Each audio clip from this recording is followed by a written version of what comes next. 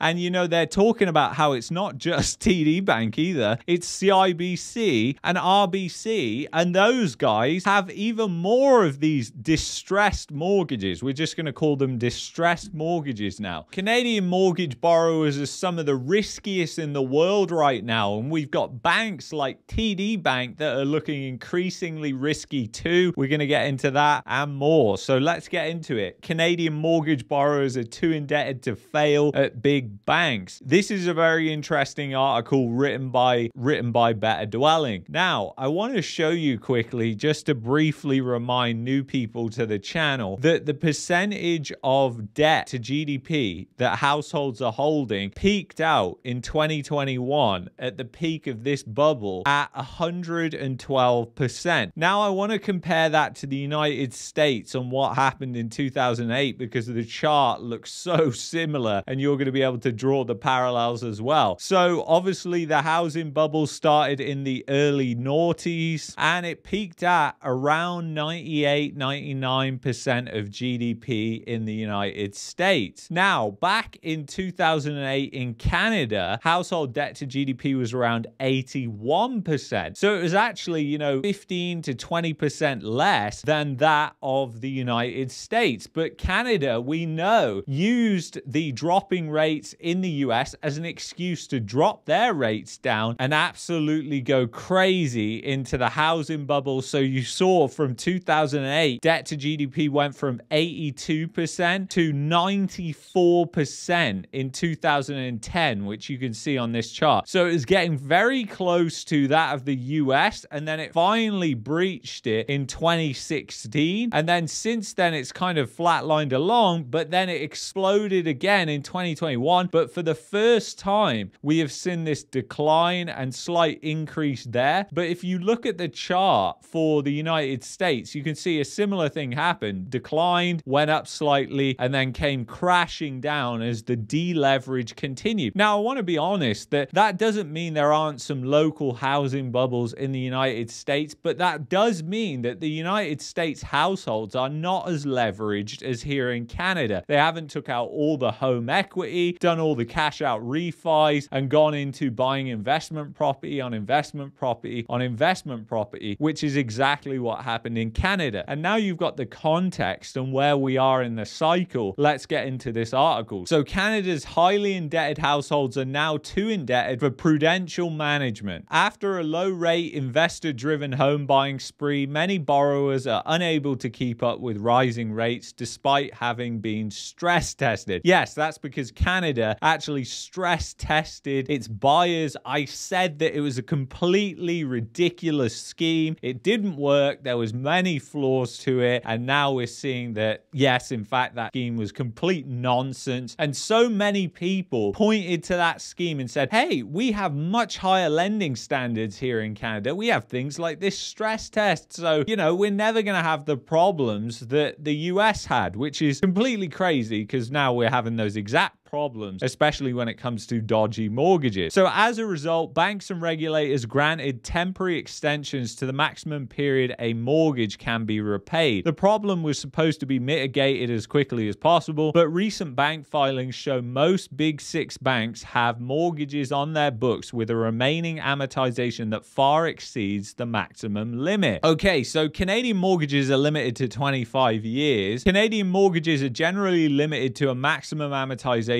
preventing predatory lenders from saddling households with debt and perpetually collecting interest. The maximum amortization has creeped higher over the years, but they generally are limited to 25-year terms at federally regulated financial institutions. And I will highlight that things like credit unions are exempted from those rules, and we've seen a lot of layoffs at credit unions. I mean, I had Terry that sent me one the other week, and it's not just that one. I was saying you've had Service and a number of ones in Alberta that have done the same thing. So that's something to bear in mind as well. According to the banks themselves, special circumstances may have allowed some insured mortgages to assume a term of 30 years. Despite boasting prudential enforcement, Canada's households became too indebted to fail. Now lenders are sitting on a significant share of mortgage with their amortizations at least a decade longer than the limit. And then he says here, Canadian banks still have a shit ton of mortgages with more than 35 years remaining. And what does that mean? That means that they have to come back in line with the banking regulations when those people renew. And typically people are on 3 or 5 year terms in Canada, which is pretty short, with the majority of them coming up for renewal next year and the year after. So it's going to be crazy. Second quarter filings show over a fifth, 21.3% of BMO's Canadian mortgage portfolio had remaining amortizations longer than 35 years. It was followed by CIBC, RBC, and TD in that order. And if you haven't seen the interview that I recently did last week with John Flynn on the Market Mania podcast channel, I've linked it in the pinned comment. Go there after this. I will link it at the end of this video, because John even provides an example of how the lenders, even though interest rates are coming down, people's payments aren't actually going down who are on those fixed payment variable rate mortgages, because guess what? They were never paying enough of the principal anyway to cover it. So the problem is their payment stays exactly the same. It's just a tiny bit more will go towards paying down the principal. And it really is fractional when it comes to the rate cuts that are going to happen and have happened. So anyway, it's very interesting. So you've got over a fifth, 21.3% of BMO's Canadian mortgage portfolio had remaining amortizations longer than 35 years. It was followed by CIBC 20%, RBC 19%, and TD at 16.5% in that order. It's very interesting. That's a large chunk, a massive chunk of their portfolios that are in distress. If these people cannot afford to bring that back in line with banking regulations right now, what is the chances that they are going to be able to do that when they come to renew? It's practically zero. I mean, it is just literally hilarious. You're staring at a burning house, and literally, it's not just us. It's the regulators. It's the Bank of Canada. They're all staring at this burning house. The Bank of Canada with their interest rate cuts. It's like taking a tiny bucket to try and put out a massive house fire. It's going to do absolutely nothing. It's just unbelievable what is going on. So with that in mind, think of what is going on with TD Bank as well right now. TD Bank could be facing billions in these money laundering fines. And you know, they're talking about how it's not just TD Bank either. It's CIBC and RBC, and those guys have even more of these distressed mortgages. We're just going to call them distressed mortgages now. So you have to think that if you look at TD's net income on their last quarter is around 2.5 billion, right? Their stock in the past 5 years has practically done nothing. It's down 3.4% adjusted for inflation. I mean, that is just going to be horrific. You guys know that. That's going to be probably 30-40% with all the inflation that we've had over the past couple of years. So if they get fined a couple of billion, and they're saying it could easily hit 2 billion, I mean, what is that going to do to TD Bank? And we saw the massive short positions that were being took on TD last year. Maybe it was a lot of insiders that were actually creating offshore funds to then go and short their own bank, exactly like what happened in the global financial crisis. And might I add that barely anybody went to prison for that. It's just unbelievable what is going on. But I guarantee you a lot of shady shit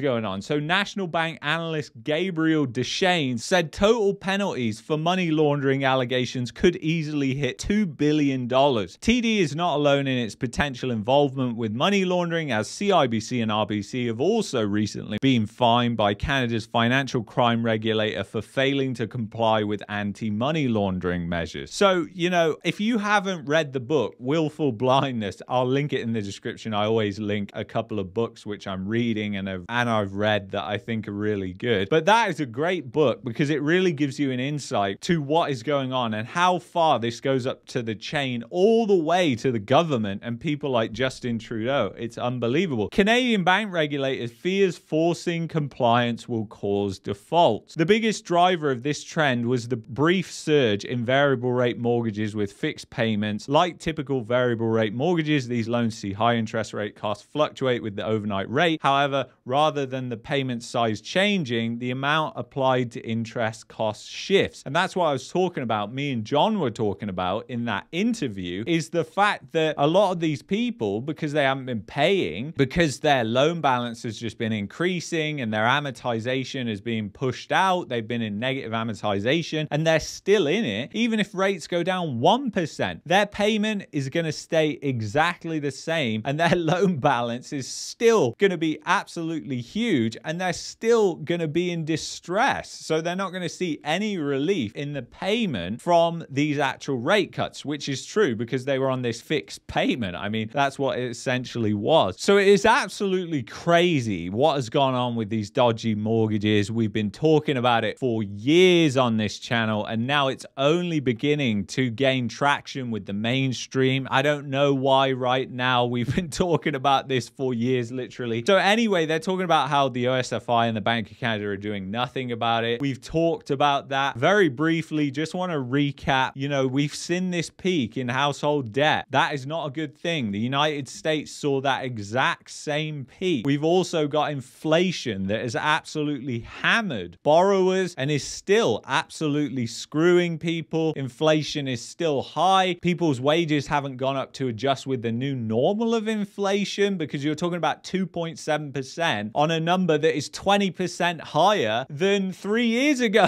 So, you know, do the math on that. If you haven't had the wage increases, it doesn't matter if they get it down to 1%. You're talking about a higher number possibly than it was 2-3 years ago because of that compounding effect. And we know these numbers are completely bogus anyway. So, and this chart really shows it actually. The interest rates going down that little bit. I mean, just look at it. It's practically nothing, probably going to go down to 4.5%. And then it's just going to probably sit there for a little while, unless obviously we have something catastrophic that happens in the banking system, causes the Fed and everybody else in the central bank universe to start cutting rates rapidly, which I think is a high risk of happening considering all the problems with CLOs and everything that's going on there, which I discussed with Orlando Minor. So if you want to watch that interview with John Flynn, check it out right here on the podcast channel. Make sure to subscribe there. And if you're looking for a VPN to protect your privacy, go to expressvpn.com/marketmania. It's the fastest VPN out there. I will see you guys in the next one. Take care.